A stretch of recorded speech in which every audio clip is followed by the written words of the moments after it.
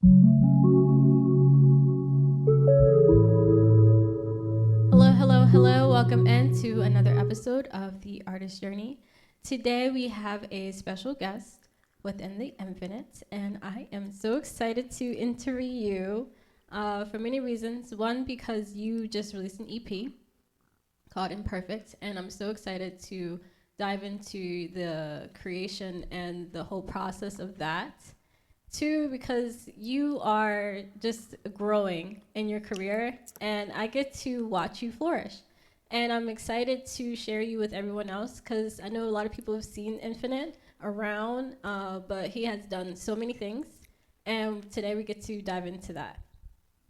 So, first and foremost, you know we like to start off every episode with yogi tea. I didn't know that. This is all new to me. So, what does your yogi tea say?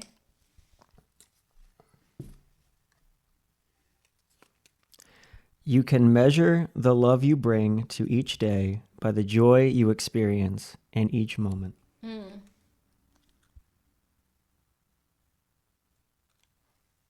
What does that mean to you?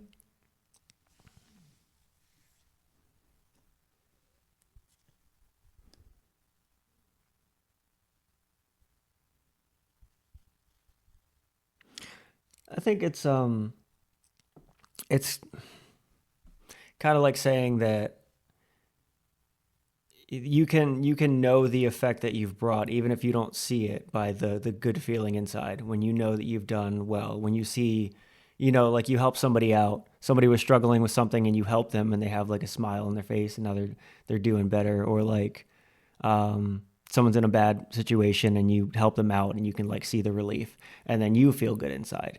And that's like and sometimes you won't even see, like you'll do something nice for somebody and you won't even see the outcome, but you'll feel good about doing it. And I think it's kind of like saying that, like you're going to feel what you feel when you feel good that you've done something good, then that is your reward. Transactional is like, Well, I wouldn't say transactional, because it shouldn't be transactional. I think it's more so like your good feeling is your reward. awesome. So, what inspired you, Infinite, to begin your music career? A lot of things. So I had a guitar for since I was maybe like 12 or 13, but I didn't really like. I picked it up, I messed around with it, but I didn't really learn it until I was in my 20s when I like properly started playing. I think it was one of the main things was my best friend who I lived with. We weren't best friends at the time. We lived together in college, and then we rented a house in South Philly after college, and we weren't really friends. He didn't like me when we first met each other, but we kind of like, because we lived together, we kind of like got to know each other and whatnot, and we started jamming. And I didn't know anything about guitar, but he had a an Epiphone Les Paul, like electric guitar, and I had my acoustic. And he would come in, and I would like show him stuff that I was like, a couple like a chord progression or something like that, and then he would show me like, oh, like that shape that you're doing, you can move it here and here, and you can play it this way. And he would show me some stuff, and we would kind of like jam on it, and we would write songs, and we would jam them together, and it ended up becoming just like a thing that we did from time to time. And then fast forward to maybe like 2, 3 years later, I was living in a completely different place. He was living in a completely different place. And we would get together on Sundays and we would jam.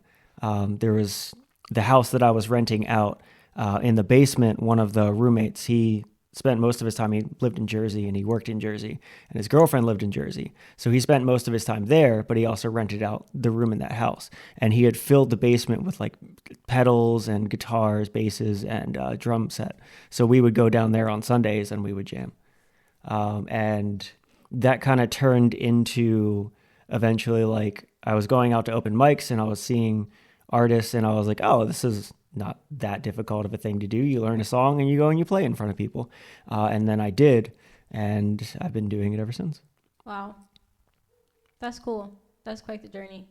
start off like a bonding experience too that you have with someone, Yeah. and you got to grow, and yeah, and this is it took you here, like you had been able to grow from that point in time of just doing it from time to time to now like growing into the creator who you are today, because your music genre, you created kind of like your own psychedelic sound. From what I hear when I listen to your music, it sounds like space, galaxy, with which fits perfectly with your name within the infinites. I think of cosmos.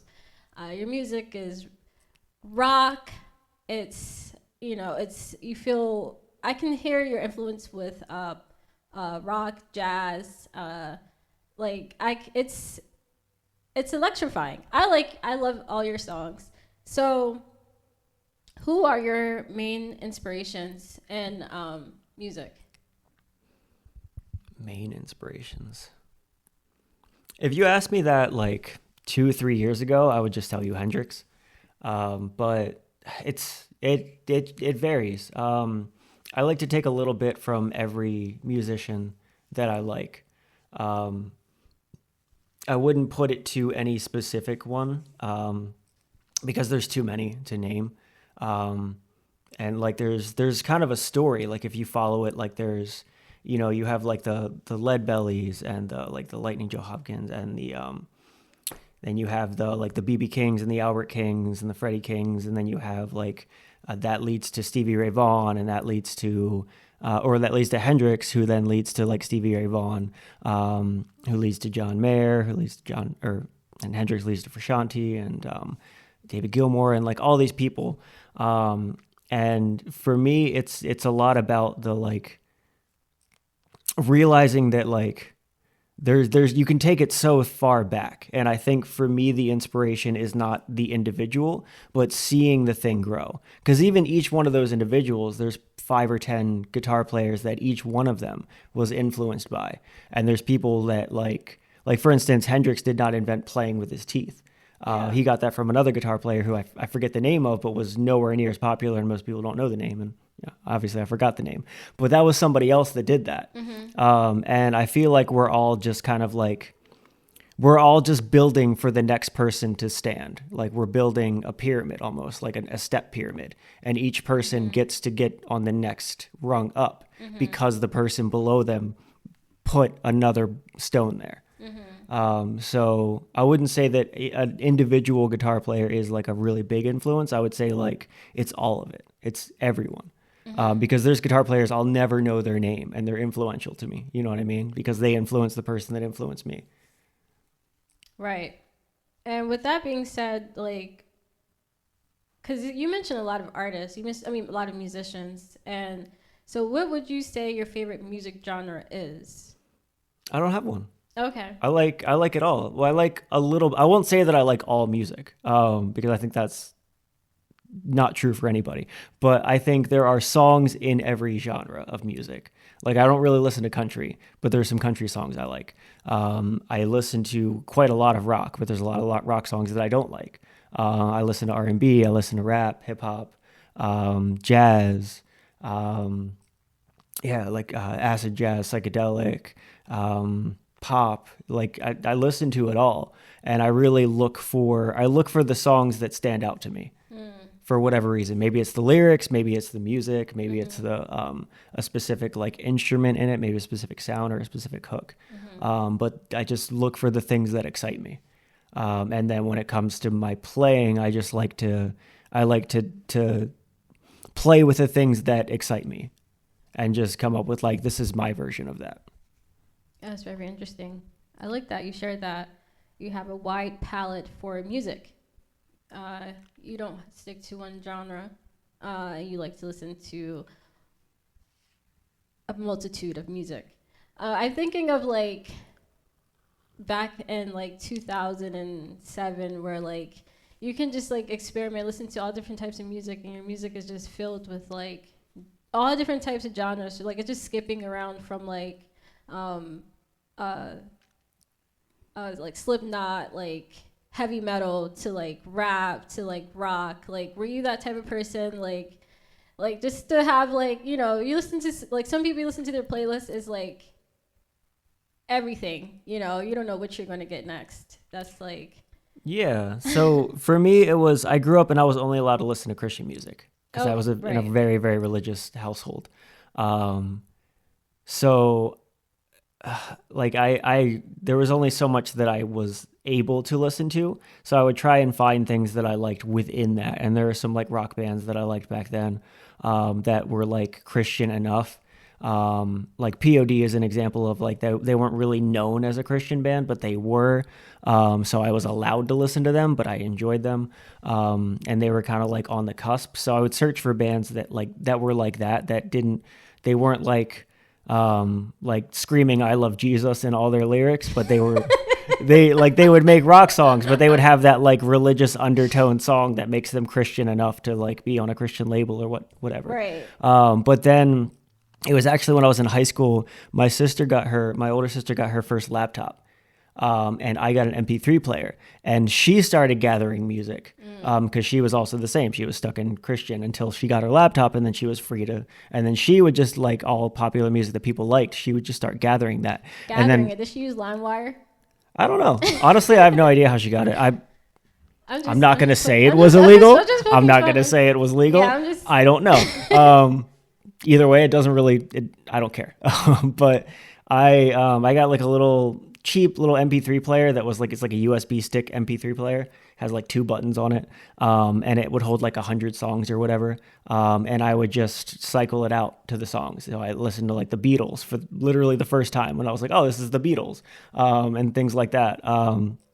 So I would just get a mix of those songs, and I would look for the ones that I liked, and the ones that I didn't, I would delete off and then cycle it out with something else. And then when I got my first laptop, I got a graduation gift from my parents. They bought me a laptop as my graduation gift, and then that was time for me to be able to be like, oh, cool, now I have access to all this music. I want it all. So I would start getting like discographies of musicians and just going through and finding the songs that I liked. And I just went on a tirade for years of just anytime I would hear something, I'd be like, what's that artist? And then someone would tell me, and then I would go get the discography of that artist, and then I would go through and find the songs that I liked. And it was a cool, like, explorative experience. I don't do that as much anymore, anywhere near as much as I used to. So I'm not as exposed to as much music as I used to be. But there's just so much out. If you're willing to look, there's so much out there. Yeah. That's awesome. And I feel like that's kind of why, like, it was so exciting for me because I didn't have Yeah. access to it. Yeah. And why So you're also so like I said, your music palette is wide because like you don't have music where you're like, oh, I don't listen to that genre of music. You give everything a chance because you know how you were introduced to music. You know, you approached it in a curious way. Whereas though, like, I feel like a lot of people, you ask them about how do they get exposed to music? It's usually from like their parents or like, you know, people playing music or something like that. But you went on your own and discovered it by yourself. Do you feel like that influences the creation of your genre of your music now? Because like, does it influence your sound?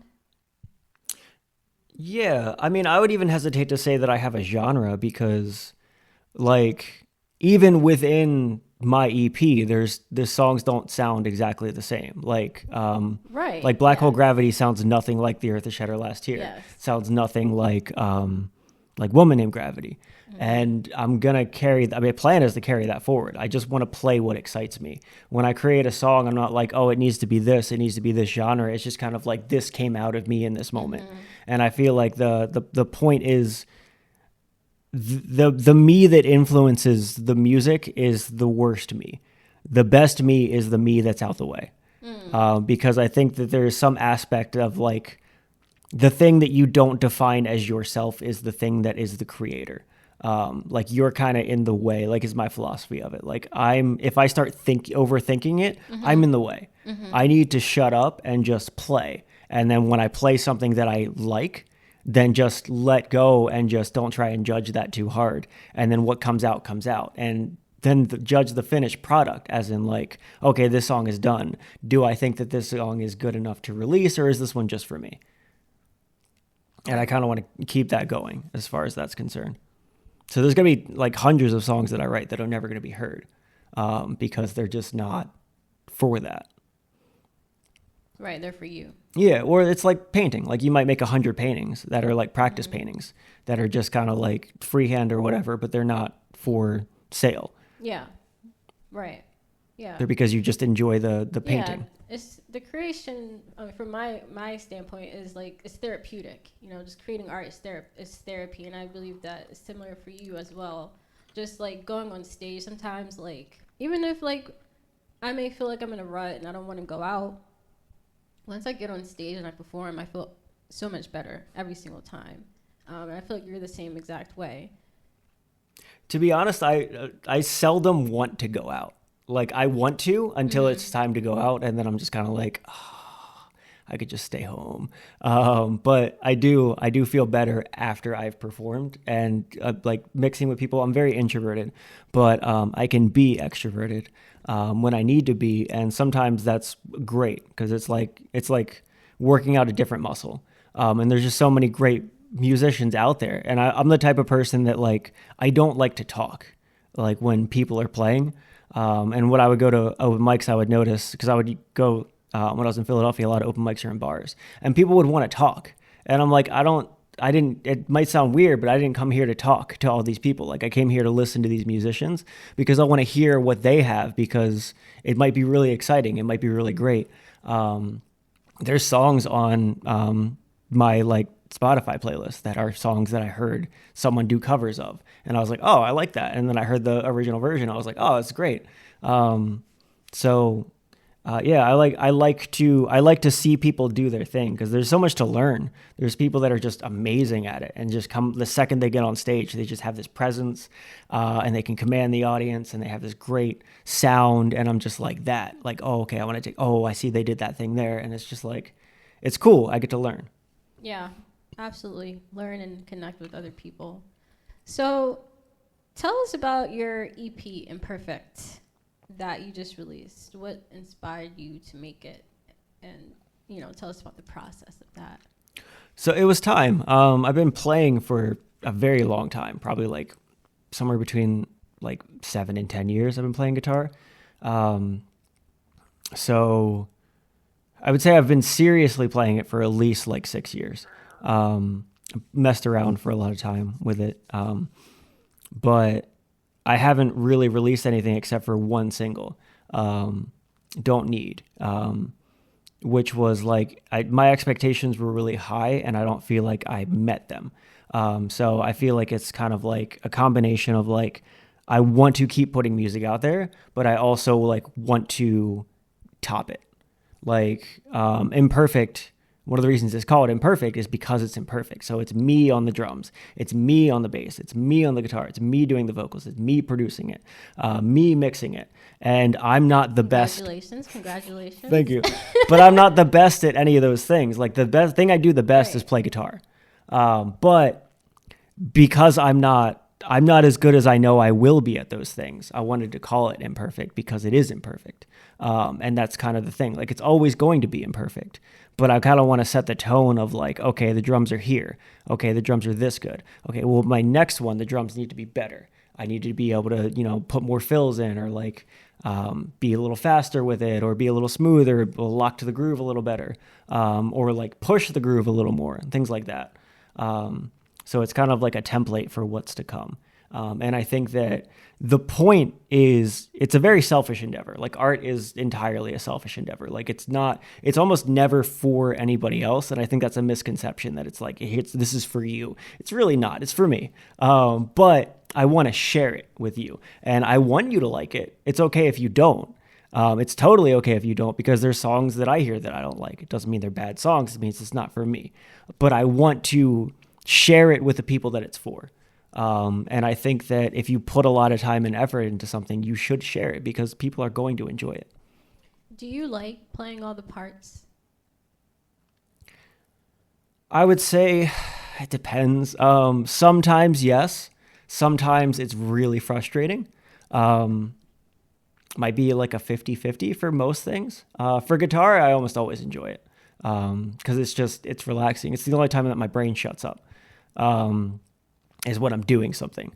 Like I can't sit and meditate. I have to do walking meditations and think that my body has to be moving. Even this interview, I've probably spent the whole time moving around. I just need to be moving. So having something for my body to do helps my mind relax. I already forget what the question was. Do you like playing all the parts?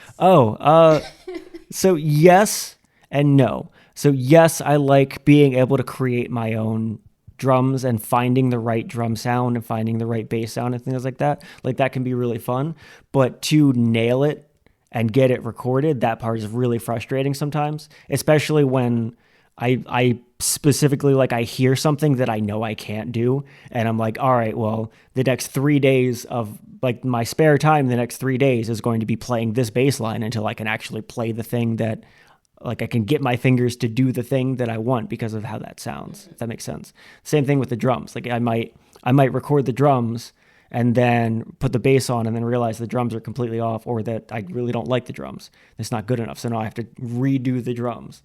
And coming up with the part is fun, but the practicing and getting to, like, the point that I can actually nail it or get it close enough that it's releasable is not fun.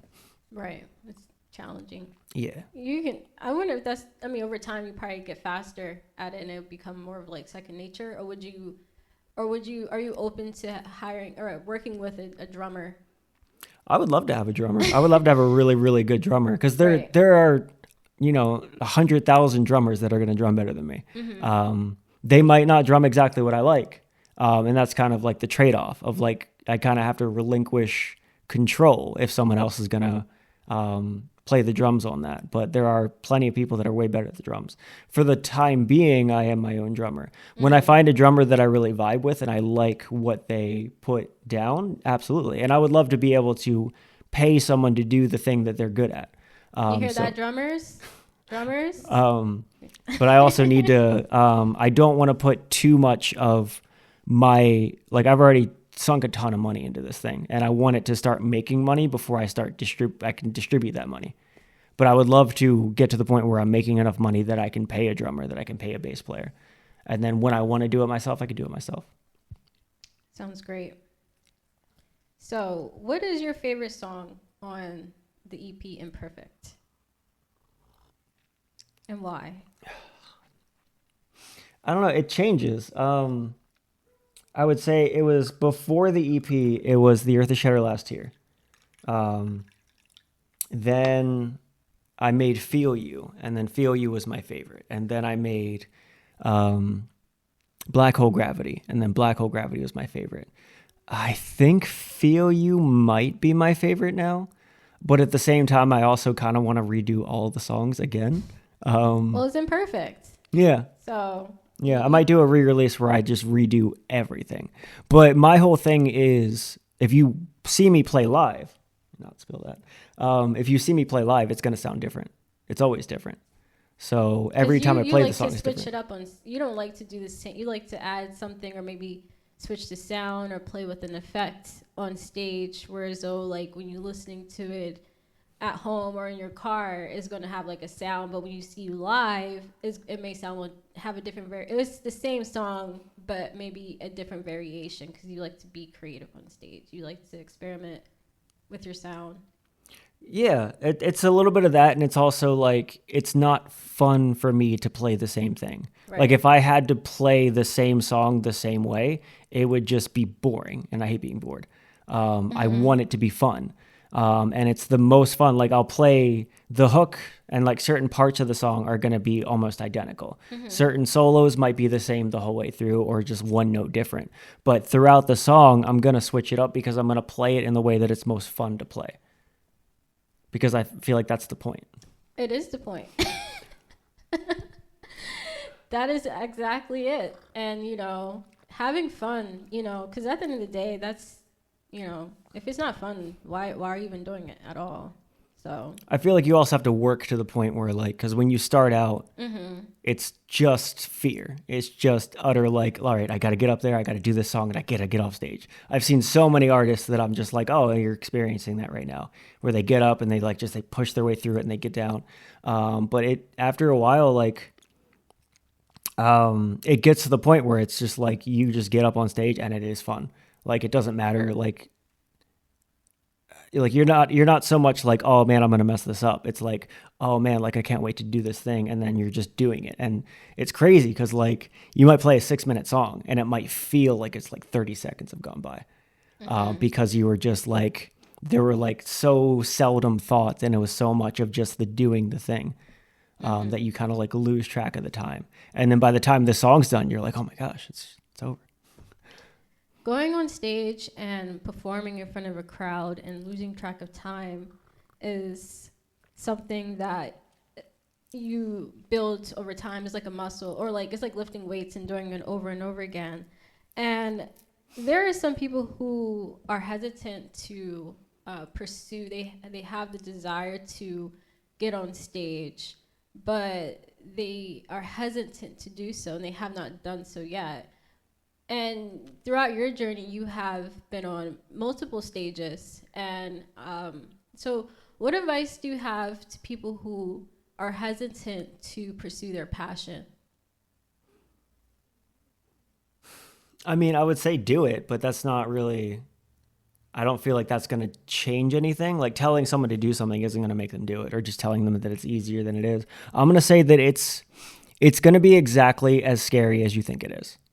That's it. It's going to be terrifying. The first time you go up on stage, it's going to be terrifying. It's going to be terrifying probably the first 100 times you go on stage. And then once you get used to it on that stage, you're going to go to a different stage with different people, and it's going to be terrifying there. And I'll be the first to admit, I constantly say this, I'm scared every time I'm on stage. It's weird because like I've gotten to the point where like I know when I step on stage, it's going to be good. People are going to like it. I'm going to be complimented, but I'm still scared.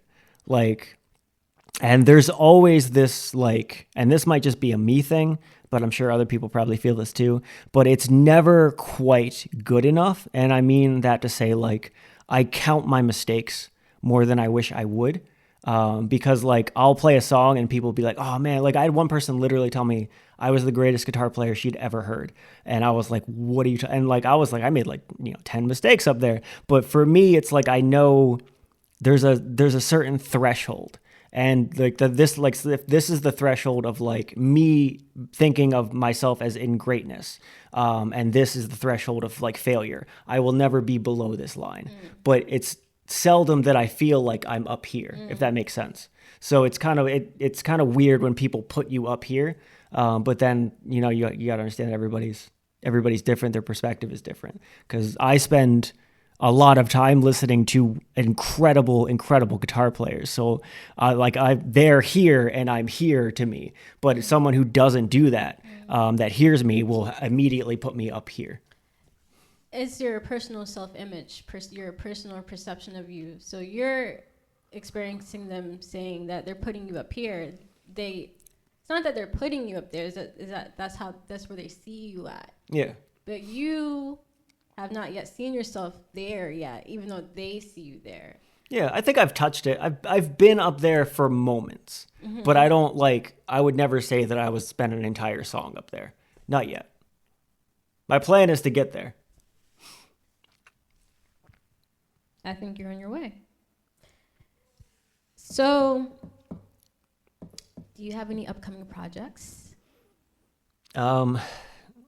Yes, they're not named. I have I'm working on a couple of songs now, that may or may not be my next single. I'm going to do a couple singles, and then release them individually. And then I'm going to work on the next EP. Sounds like you're very busy. Yeah, there's a couple of singles that I am currently working on.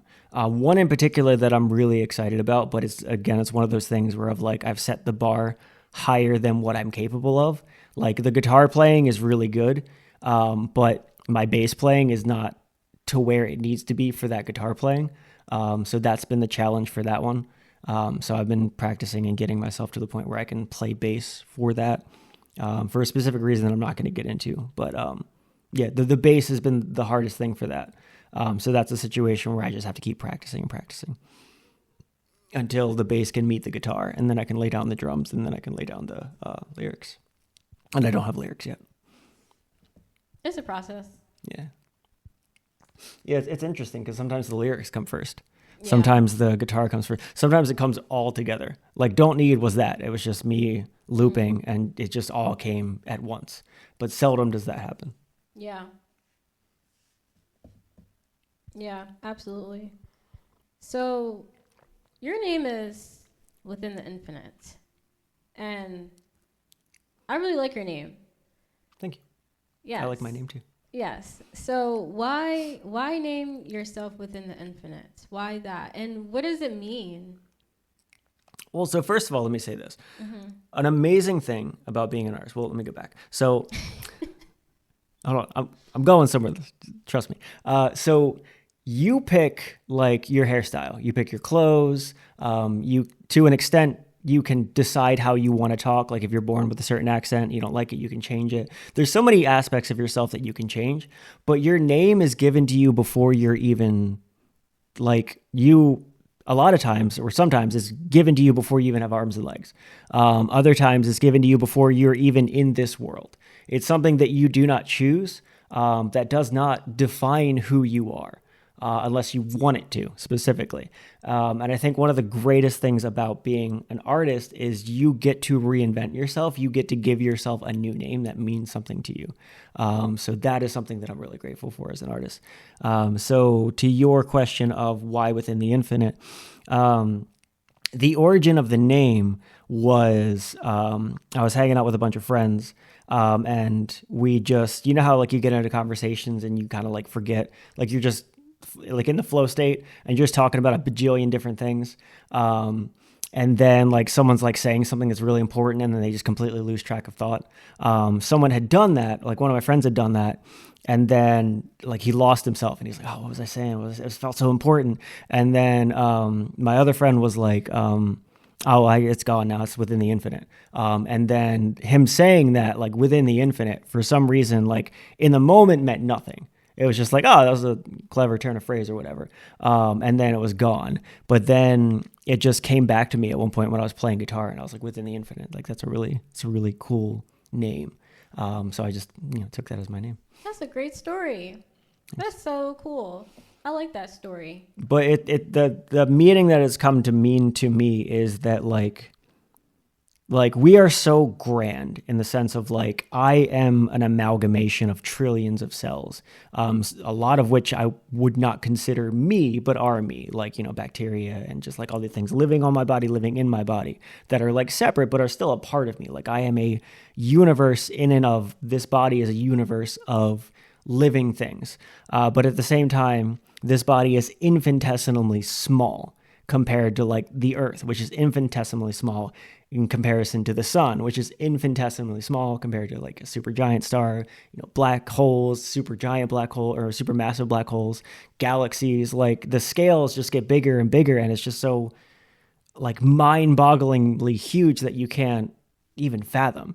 So like the within the infinite is kind of a reminder of like I am a universe, but I am also a speck at the same time. Like I am a piece of a tapestry that is so massive and vast that I can't even comprehend it.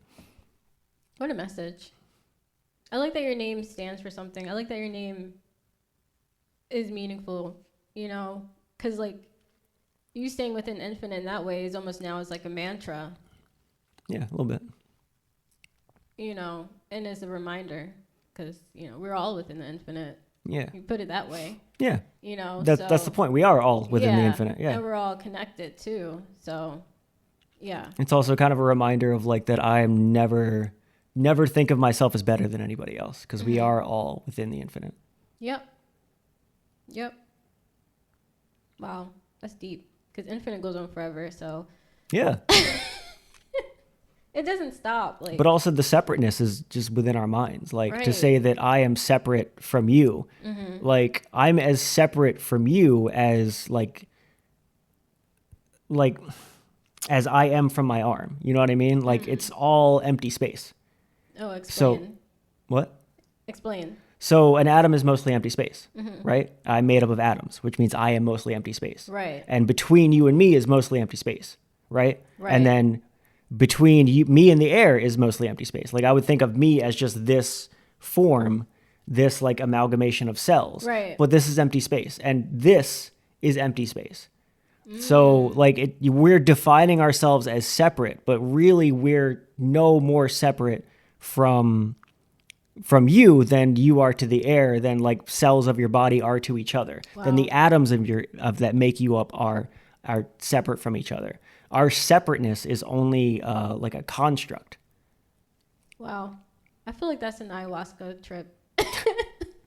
If I didn't know you personally, I would think you would take an ayahuasca or some type of DMT, because that's a realization. I mean, I know that you know that because like facts and stuff and research and learning, but like that's something that's a good thing to know in the way that you understand it. And I wish that, you know, we all understand in that level, because there is no separation. You know, we are all one cosmic entity. Yeah, So, it gets wild when you realize that like Yeah. everything that you think of as reality is not true, is Right. false, Right. and you can go so deep with it. Like you never touch anything. Like think about that. Like you've never touched anything It's in your weird life. because I feel like I'm touching something. Like Yeah. I It's feel, just an electrical impulse in your brain telling you that you are, but you're not. Is it to make me feel grounded so I don't feel like I'm losing grip of reality? Is it the It's physical, survival. like, the survival? Yeah. Yeah, because you need to be able to function within a world, and you need to understand that like you need to think of a strawberry as separate from you so that you know to eat the strawberry. Yeah, it's not my finger. Yeah, yeah. Oh, yeah, because that's a sensation too. I would Or really even just bite my like color. finger. Like color is not real. Yeah, color, and our perception of color is different. I'm speaking of like insects and humans and Yeah. like animals and like Yeah, how we see on different all- spectrums. Yeah, like Yeah. that's But you need to, certain colors are a warning sign to you. So Right. human beings that can Red. perceive more colors at one point, or can Yeah. perceive a certain type of color, are more adept at surviving. Like how like a tiger will be orange. A tiger is orange because a tiger can't create green, but like its prey Yeah. can't see the color orange. Yeah. They only see in shades of green. yeah. So orange becomes an almost indeterminate color to them. With the patterns too, the patterns Yeah. that they have on their body too makes With you the know, breakup, like, Yeah. it's hard to see them within the grass and whatnot. Yes. But yeah, the color orange to us is like, wow, you stand out. Like obviously Right, like there's a sore there's a thumb. tiger there, but for them, because they see in shades of green, it's just another shade of green. So interesting. So interesting. I could talk on that forever. But moving back to you, so one thing I love about your performance is, of course, your guitar playing. So there's people who are starting off as a guitarist, and I'm speaking of people who actually practice. You know, not one of those like myself who practice sporadically, but people who are actually practicing like all the time, and are developing, but maybe have like some hesitancy or whatever. You know, I've seen your style of developing, but like, can you explain like how do you move past playing the same like generic songs? How do you move past like you know, trusting yourself to be more experimental with the sound? Like, you know, what do you say to people who like maybe play like 4 or 5 songs, but like they know so many different types of chords, but don't know how to like maybe, you know, experiment in that way? That makes You kind of lost me.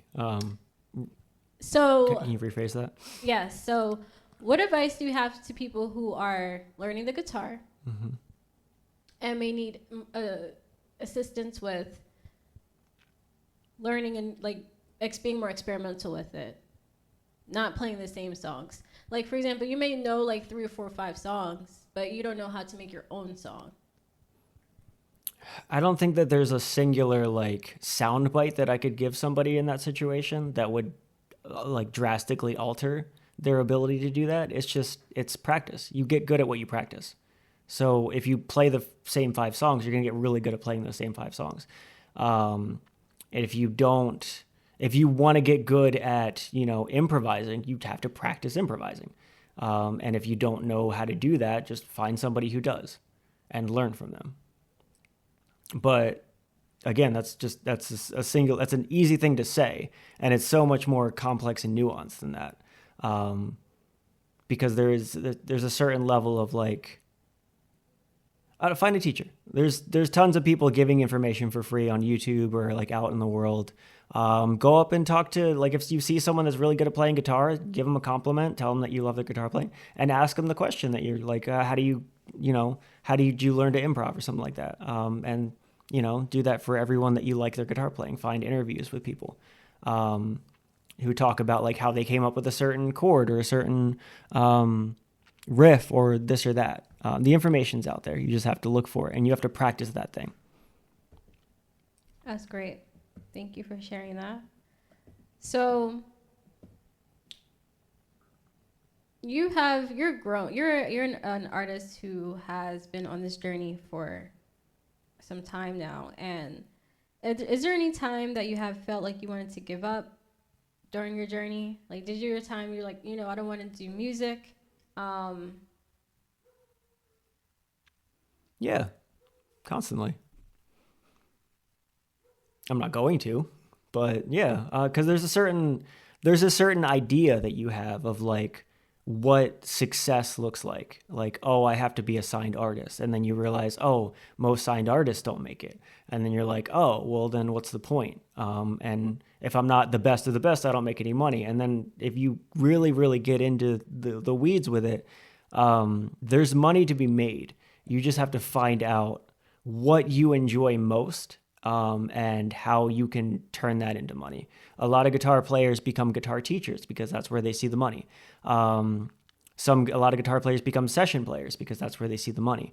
Some guitar players write their own music and put it out there. Some guitar players do all three. A lot of guitar players that I know that work as guitar players are also teachers, are also session players, are also like out playing their own songs, and they just kind of do where they go where the money is. So when you understand that, like, it's as open as you allow yourself to be, you'll find your path. You'll find your way to make money. Maybe it is songwriting until you can get enough traction, or the right distribution or what have you to get your own music out there. Or maybe you enjoy being a songwriter more. Maybe you enjoy being a teacher more. I would say just as long as you don't limit yourself, you'll find a way to make it work. And some people just want to do it for fun, and that's okay too. It's okay to be a hobbyist if you want to be a hobbyist, if that's what you enjoy doing. There's no pressure to be anything that you don't want to be. But if you truly want to get out there and play music, then you got to do it for free. That's it. You have to go out and you have to do it over and over and over again. You have to be willing to do 10,000, 20,000, 30,000 hours of that for free before you expect to make $1. I saw an interview with Ice Cube. He basically said the same thing. He said, if you're not willing to do it for free for at least 5 years and you don't really want it, you know. Yeah. But it's because why do you deserve it? Yeah. Why do you deserve to make money over somebody else? Like, what have you done that they haven't? Yeah. I can tell you what they've done that you haven't, and that's that they've been out there doing it for free for years. Like Stevie Ray Vaughan in an interview said, I used to live in bars, like sun up, sundown, just like playing. There are people that, they do what they have to do to make it. But that's an experience. Like if you're doing the thing all over and over again, like if you're a guitar player who's also a guitar teacher, when you're coming up with your guitar lessons, you're also practicing. Right.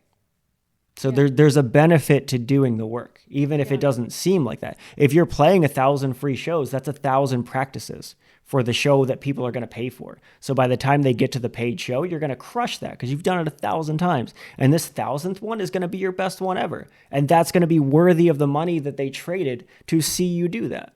Right. It's development. Yeah. So you have to be willing to do the work and courageous enough to continue doing it, even though it gets tough. And a lot of times the toughness is the thing that's you may be in your own way type. So like it's always you in your own way. Yeah, moving past that and then getting through it too, so. Yeah. So with that being said, what is the biggest thing that you've learned along your journey as a musician, singer, songwriter, producer? Be open. Be open to talking to people, be open to criticism, be open to praise, be open to putting the time in. Just be as open as possible. Try not to judge it too much. Try not to take anything too personally or too seriously. Enjoy the ride as much as you can. Learn as much as you can. Be as humble as you can, but at the same time, when you're great, recognize that you're great. When someone puts you up on that pedestal, recognize it's okay for them to do that. I struggle with that personally. But if they want to put you there, they put you there, and that's great. Thank you so much for having this talk with me. Thank you for having me. Of course. Infinite Mirrors, many hats. Yeah, I got to get some more hats, actually. Literally and metaphorically. Oh, you were talking metaphorically. Yeah, that too. There's more things I can do. Yes. So, well, thank you so much for those of you who are listening in and for those of you who are watching. We greatly appreciate you and your support. Until next time, friends. Bye-bye.